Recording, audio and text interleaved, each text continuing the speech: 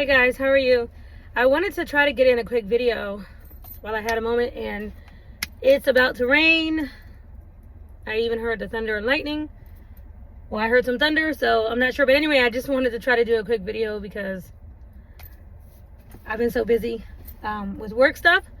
But I don't know. I was talking with a friend earlier.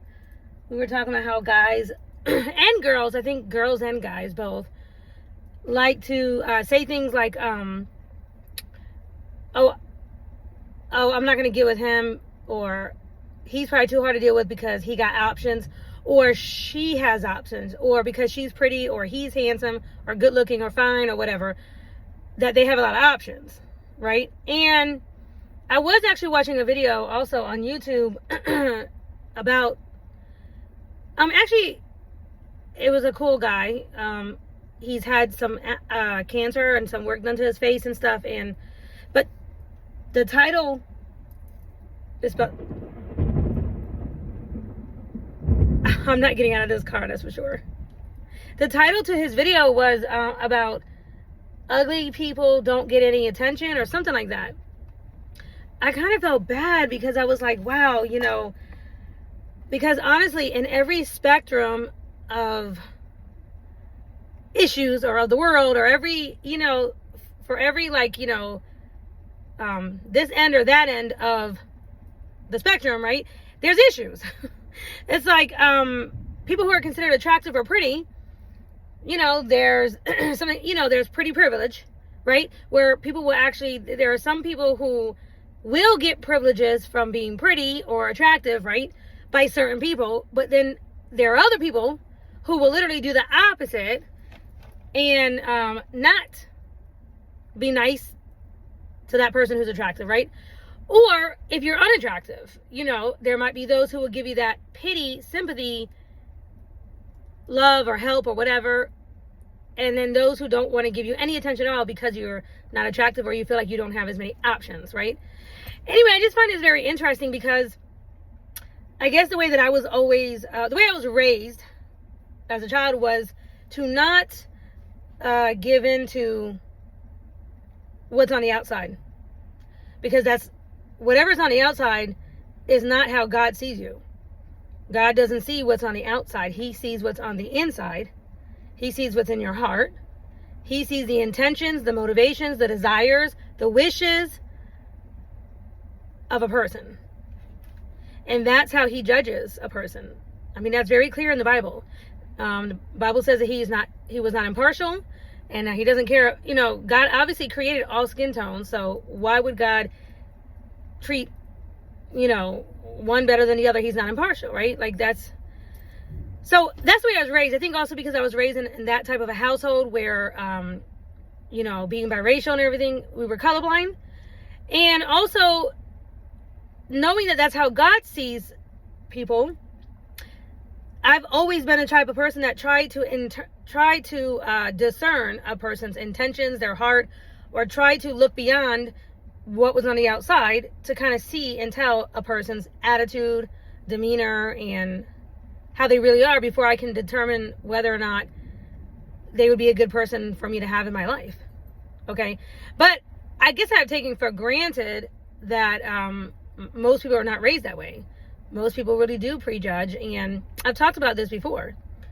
When you're pretty, or if people think you're pretty, or you wear makeup or whatever, they automatically would think maybe that you're dumb, or that you're not as smart, or it's like, because most people don't have pretty, you know, looks and brains or whatever, or, you know, just whatever assumptions that people want to make, right? So I did feel bad because I feel like the way that I was always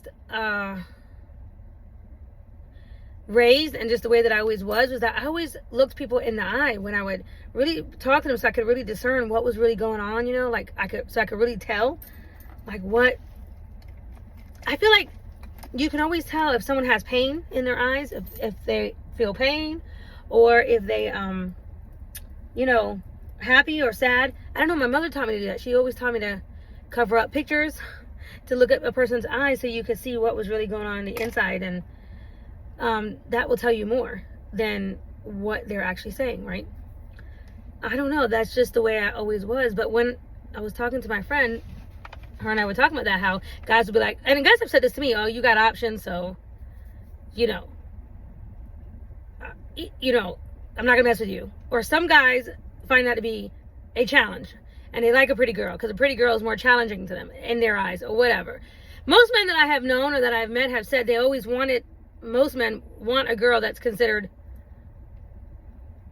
you know, a step up or whatever, like good looking, because they want to be proud of their woman. Okay, most men. That's why you'll see things, or you'll hear people, people, they'll call it, you're a trophy wife, you're a trophy whatever. Most men, I think, are that way, right? But then there are some men who are very, very insecure with themselves, what they have to offer. They're just insecure for whatever reason, insecure in life, maybe insecure in family dynamics, maybe insecure for various reasons. Maybe, they're unhealed in some way, shape, or form, and they have insecurities, and they feel like it's better to find someone a notch or two down, from them, because they feel like it's easier to keep that girl and not have to be on their P's and Q's, or not have to be worried about doing everything right. Right? Okay, so it's kind of like when I hear somebody who says things like, oh, you got options or whatever. To me, I take that as, what you're telling me is that you're scared about you messing up, or you want to be lazy in a relationship, and you don't want to do the work that's going to take to maintain someone like me. And when I say maintain, I mean whatever it was that you did to get me, okay, whatever that was, or to get any girl, whether that was, taking her to McDonald's every Friday night for the free fries on the app, okay, it don't matter. Or if it was take her, to the beach or to the water, or if you bought her flowers every Friday, or if you, whatever, talk to her on a regular basis, talk to her every single day, or you, just whatever it was, whatever you did in the beginning, whatever you did in the beginning that made her attractive to you, right? So however you actually got that girl, and you feel like, oh, you have too many options, it's almost like I'm not going to be able to keep you. To me, that's a person that has low self-esteem, or you have issues, or you're unhealed, or you just know you automatically want to be lazy, and you're not going to want to keep up whatever it was, or whatever you have to do to get her, And so, to me, I don't want that person. I don't want a person like that. I don't want anybody who's going to be worried and concerned automatically about any options that I have, because outside of that, you don't know anything about my loyalty, my standards. You don't know anything else about me. I talk a lot about women who like to do GPS tracking on their men, which again, I find that to be hilarious and such a waste of time. But anyway, I actually happen to be the kind of chick that actually doesn't mind being GPSed because I find it to be more of a safety feature. Okay, I want to be tracked. I actually am good with that. My second husband, we had an app that we all shared, and everybody was on there, the whole family and everything, and he told me all the time, he said he would look at me and he would see me go around in circles. He said I would be everywhere on the map. He said I look like Where's Waldo, bouncing around. Because I do move around a lot. I do deliveries, back then I was delivering my bundles, my laundry bundles, okay, legal laundry care bundles. And I also do makeup, and so I would be getting deals and stuff at different stores, couponing and everything. So, but I like being tracked because then I don't have to worry that, like, if something does happen to me, nobody can't find me, right? So because I don't have nothing to hide. I never have had anything to hide. I don't do anything illegal. And I'm not the type to be like, oh, I need to not be tracked because, I want to cheat on my man. No, If I get to that point, I'm about to tell him that I'm done with him. If I need to feel like I need to go step out, go here, there, whatever, he's going to know way before I even think about it. Okay, but just because that's how I am, I'm mouthy. I'm so mouthy. I'm so mouthy about being happy or not being happy. There's no way to not know what I'm thinking, right? And so the last thing on my mind is if I'm not happy in a relationship, my default though, the last thing on my mind, honestly, honestly, is finding another problem to fix a problem. I mean, that's just how I look at it. If one man I'm dealing with is giving me a problem and a headache and he's irritating my soul, my first default isn't to go find another man to replace him. That's not what I want. I actually want to be left alone. Like, that's how I've actually felt whenever I've been maxed out and irritated to my soul, where I wanted that person's molecules away from me. Okay? I'm like, not looking around for another problem, another man that I got to figure out, you know, what he likes, what he don't like, his laundry and I got to do his laundry, I got to cook for him, I got to clean for him. No, that's too much for me. Like, but maybe it's because I do care and I do too much in relationships and I maintain my men, that I can't do that for another one, right? So if I have another option, it's only because that option presented itself to me, but not because it was what I looked for right away. And I'm not the type of person to go out and get on an app and be like swiping around, shopping for a man the way I might be shopping for some, you know, socks and underwear. Okay? I'm not doing it. I'm just not doing that. That's never been my style, right? For me, I always feel like if somebody's irritating me and getting on my last nerve to that point, I need some air. I need a breather, and I don't want nobody in my space. I don't want no man. That's what I feel like, right? But anyway, I'm not tracking nobody. I'm not GPS tracking nobody. I'm not wasting no time doing any of that, because I just got other things to do. I got other things to do. I'm not worried about that. I feel like, you know what? I don't know. A woman just knows whenever, you know, you two are not connecting properly, or you are not seeing eye to eye. You can tell you can just tell when your man ain't doing right. He ain't coming home. He don't want to do it with you. He's gonna be doing it with somebody else. I mean, it's just what it is. Like, to me, this is not rocket science here. I don't need to track him. I don't need to know who he's doing it with, where he's doing it. I don't need to know any details. All I need to know is that I'm not being treated right, and I'm being left out. I'm not being kept in the circle. I'm not being communicated with on a regular basis. I'm not his number one priority. I'm not on his mind at all. To me, what relationship is there left? I don't want his money, his car, his energy. I don't want any bad energy. I don't want leftovers. I don't want, I don't know. I guess I just am different, because I guess if you're in a relationship for different things, like if you're in a relationship for money or for support, for financial reasons, then yeah, you might care about that. But like me personally, especially now, even more so now, going through some of the experiences that I've gone through, I'm like, I don't want money. And I don't want you to think that your money or your things will keep me, because they won't.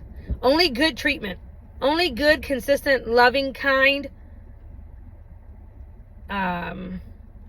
patient treatment. Like just regular, consistent, loving, real, honest, loyal, commitment, that type of thing. Treatment is the only thing that will keep me. If I feel like we have to argue all the time just to get from point A to point B, if we can't even, you know, agree on what to eat, we're always arguing about where to sit in the car and what cup holders, okay, can we have. I've had arguments like that. Like, we arguing over cup holders, and we arguing over dumb stuff. Like, I'm not going through hoops. I don't want no mental gymnastics. I'm not trying to do that. Like, I'm not trying to explode my brain just to spend time with my man or whatever, right? Like, I don't want to feel accosted. I don't like arguing. I don't like that back and forth. I don't like debate style communication.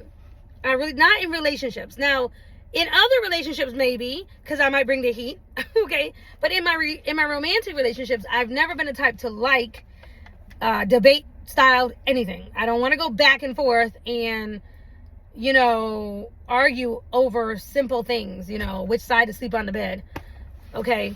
I just don't like that, you know. And so, I don't know, I feel like I'm very easy in a lot of ways. Even though I might look like I'm high maintenance, I might look like whatever, I don't want money. And so I think that a lot of, especially toxic relationships, a man will try to keep you with what he does for you, or his wallet, or different things. It may try to trap you, like make you so that you can't go anywhere, so you can't live without him, right? Or they want to devalue you, or they don't even want to say things like you're pretty, you're beautiful, I love you, I'm thinking about you, because they'll think that that's going to puff up your head even more, because, you know, you're already beautiful. You don't need to be told that again. Or You know, I've literally heard men who've said that. I've literally heard men who've actually said that. Like, you know, I'm not going to tell her she's beautiful, you know, any more than what she already needs. I heard my dad tell my mother she was beautiful every single day. And the thing was, my mom is beautiful. My mom is pretty. She didn't need that. She didn't ask for that. She wasn't low self-esteem. It wasn't like that. My dad just told her because he was just so in awe of the fact that he found a good helpmate, a real helpmate, you know, someone that really was down for him, and he was just appreciative of that.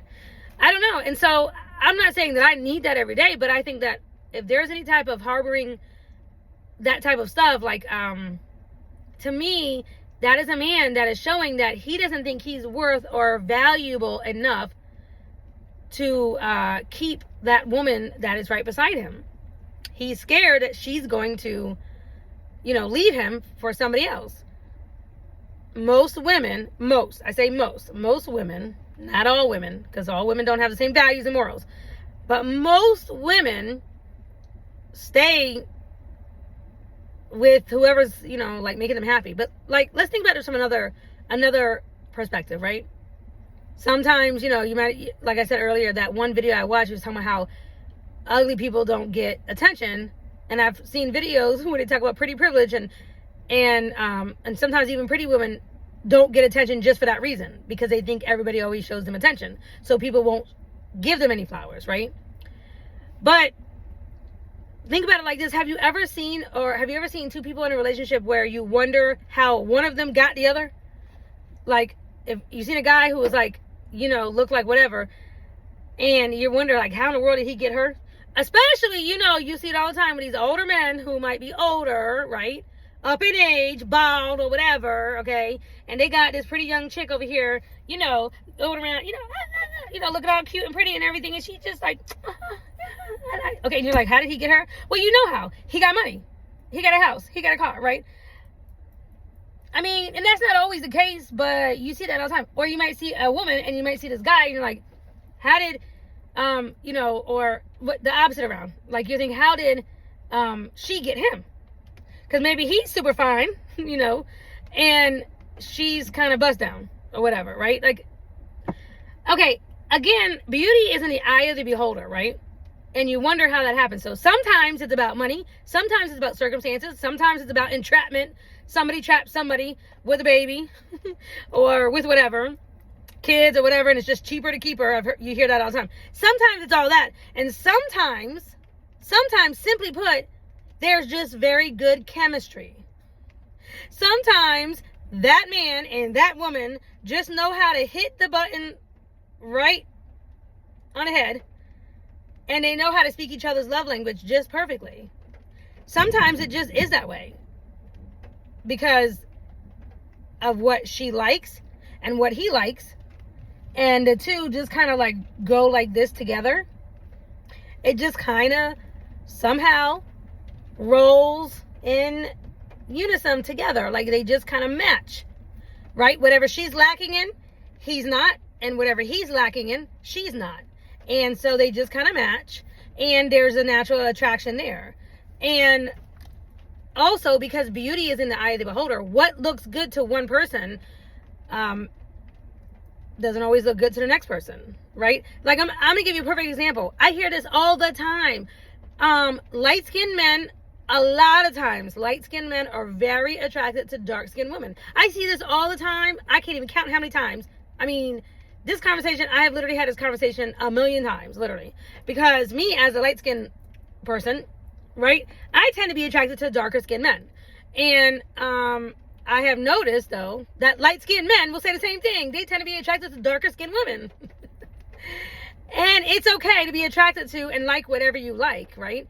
But then if you can find that attraction, right? If you find that attraction, go down. If you can find that attraction in that other person, right? And it just so happens that it matches with chemistry as well. Like, you're attracted to each other and the chemistry is the bomb, and you happen to actually fit. That's why you are with each other. Like, that's why he got her and she got him. Because she actually thinks he's attractive, and he actually thinks she's attractive. So it is true. I would say for me, I've had more offers of marriage than most women have probably had. I mean, in one lifetime for sure. I mean, 2 days after my first husband passed, I had my first, if you want to say, offer of marriage. It wasn't a real, like, get down on your knee, but I had somebody who made it very known and clear to me that he was ready whenever I was ready, and that he wanted to make his intentions known. 2 days after my husband passed. I mean, that's kind of raunchy. I mean, that was just kind of, anyway, I didn't take him on that offer. But the thing is, when you are a good woman and you are a decent woman and you're decent looking, you know, people see that. People see how you treat your man or whatever. They see that. And some men get jealous of that. When they see a good woman who's also attractive treat her husband, her man, or whatever in a good way, his friends will get jealous. I've literally seen and heard men who have been like, I'm so jealous that you have such a good wife. So, but the thing is this, it depends on how you were raised and the caliber of people, families, what you saw growing up. Like, what did you see growing up? You know, is that a foreign thing to you? Like, is that something that you just think like doesn't exist, or like, oh, you know, marriages don't last or whatever? Well, that's not actually true. But I will say that if you get married for the wrong reasons, or if you try to force a situation, it doesn't last. Anytime you try to force a situation that wasn't really organic, it don't matter. It don't matter how much you try to trap a person or whatever. It don't matter how many options they have or not. That marriage or that relationship is not going to last. Because I don't need options to leave somebody. I don't need a piece of paper to make me stay with anybody either. If I get bad treatment, I'm out. That's just what it is. If you treat me bad, if you disrespect me, when I say disrespect me, I mean to the umpteenth degree, too many times, you know, like it's one too many times, whatever, depending on what it is, I'm just going to remove myself from you. I just can't take it. And believe me, you're going to know why. It's going to be like X, Y, Z. And I have spelled it out, written it out, given you smoke signals, talked about it. I've done everything. Because that's just how I am. I'm very, very communicative.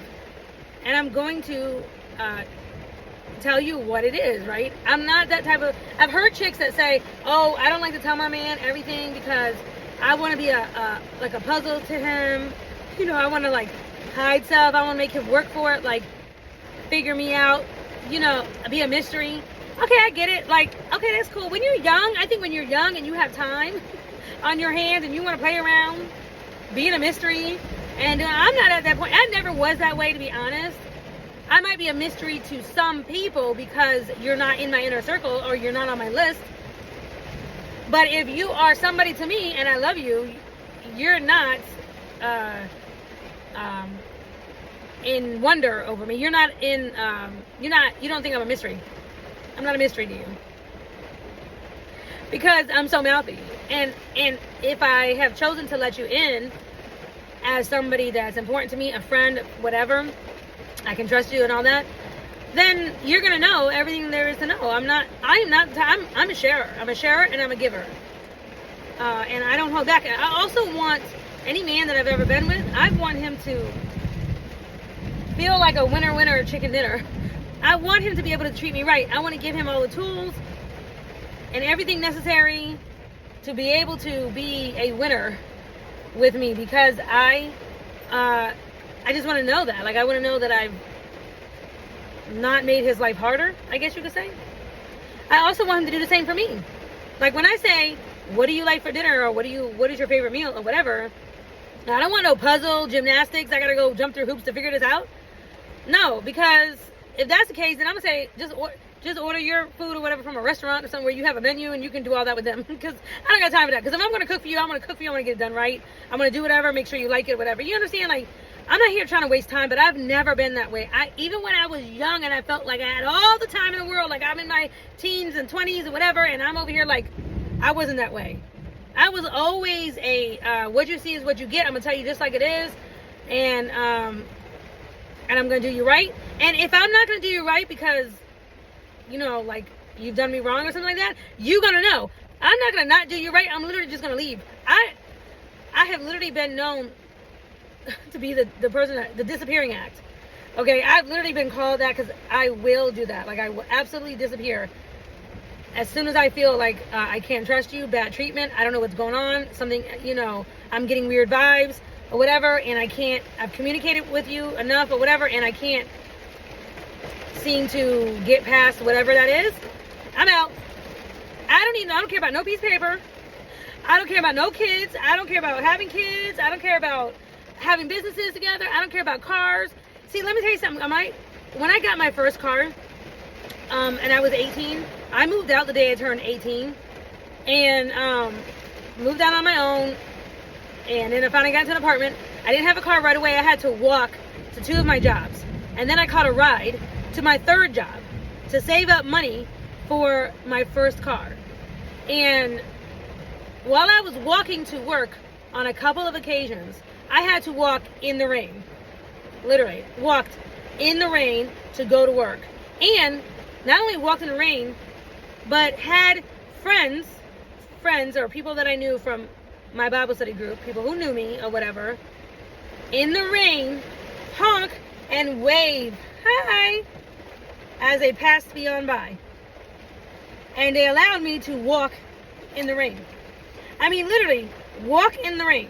Now, I don't know if it just didn't dawn on them that I don't like walking in the rain and it would be nice to catch a ride, especially because you know me and I don't have a car. I don't know if they're just not giving people and they just didn't think about that. I don't know. I don't know what was on their mind. They waved like, hey, hi, friend. But they didn't pick me up. And after that happened 2 times, I just remember digging my heels deep into the ground saying, oh my God, oh, you best believe I will not be walking for very long. I will give it this car. I will save up what I need. I'm going to get this car by the end of the month. Anyway, I did what I needed to do to get the car. I got my first car like that. And times like that, what they do, they build character. They build character. Okay, and they give you an appreciation level for things. But they also make you not scared to have to revisit something like that again if I ever had to. If I had to walk in the rain or whatever because I had to leave a man who was treating me bad, okay, I would do it. I would walk in the rain. This is my food.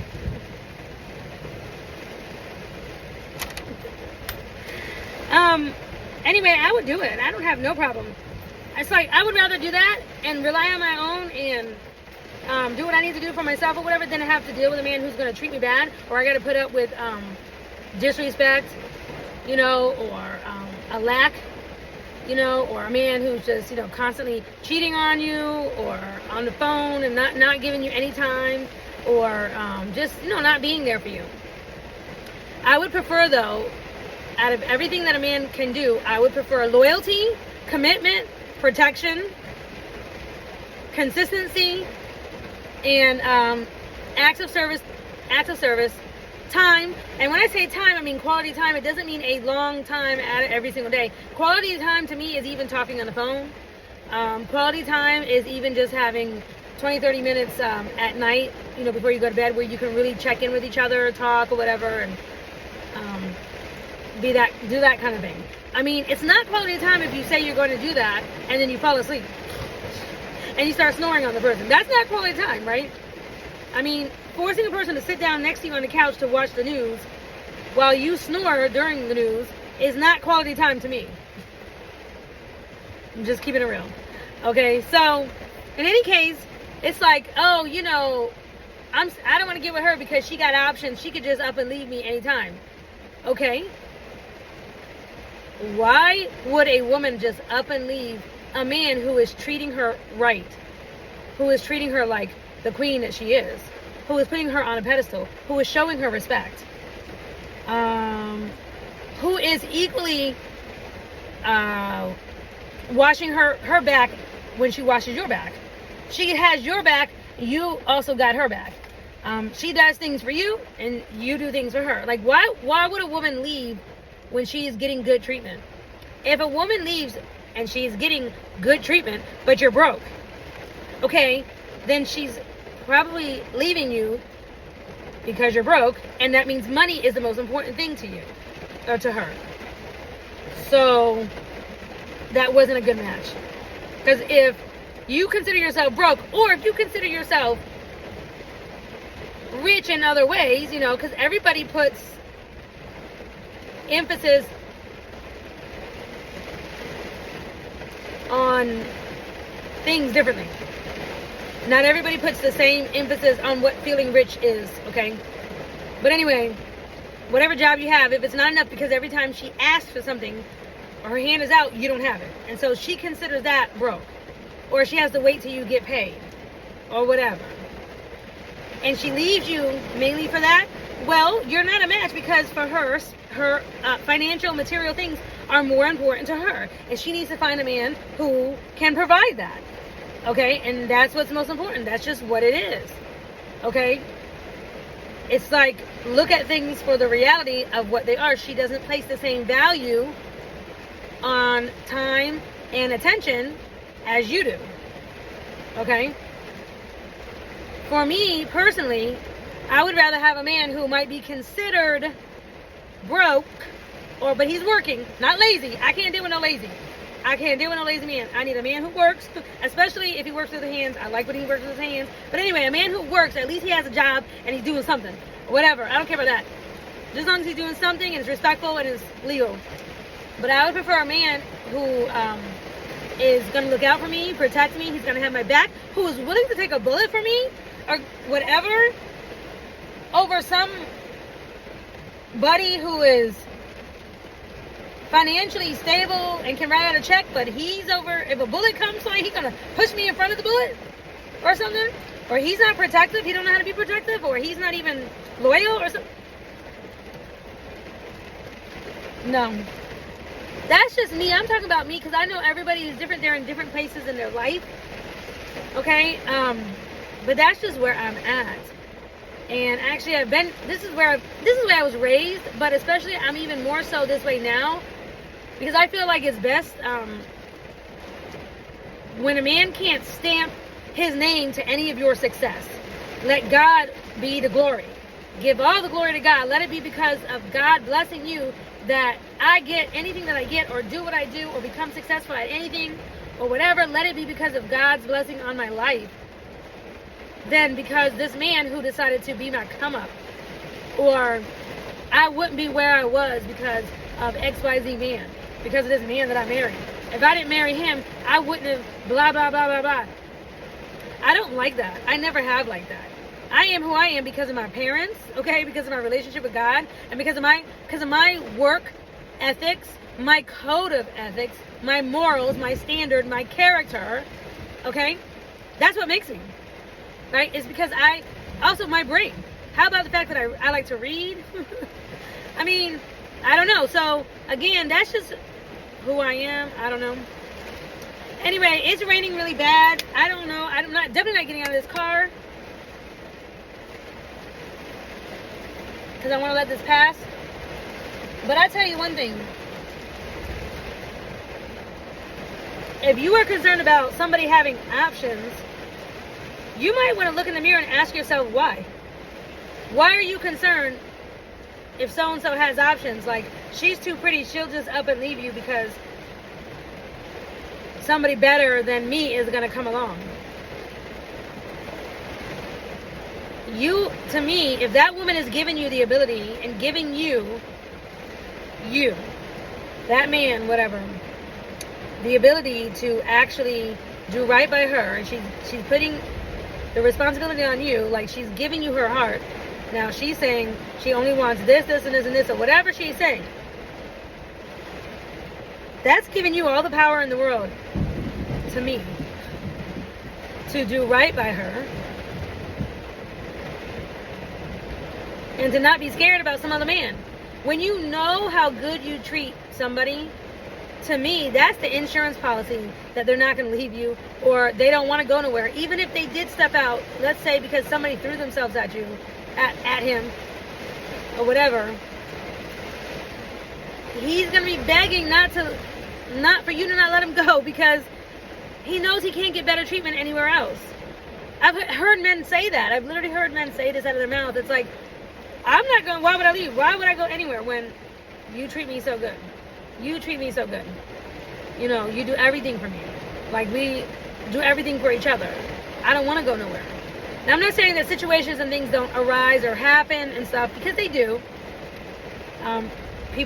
Sometimes people leave their partner all the way open to attack, or just leave them open in general and they're not what they need, or whatever. They're not even, who knows, whatever. And I'm not talking really about that. But when two people have made it a point to actually take care of each other, and to really try to look after each other, and that is their intention, that is their goal, that is their heart,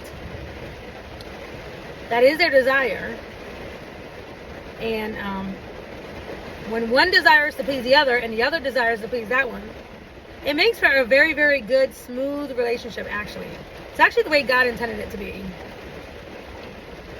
It's actually a very smooth type of relationship. And when you've experienced something like that, you're not scared about somebody having options. I know for me personally, I don't want anybody that I'm not attracted to. And if I'm attracted to that man that I'm with, likely he's going to have other women that are going to be attracted to him too. If you get with somebody who prides himself on not being a cheater, okay? Because men go through stages in life. There are men who are just not cheaters. They were raised up with a good dad, a good father figure in the house.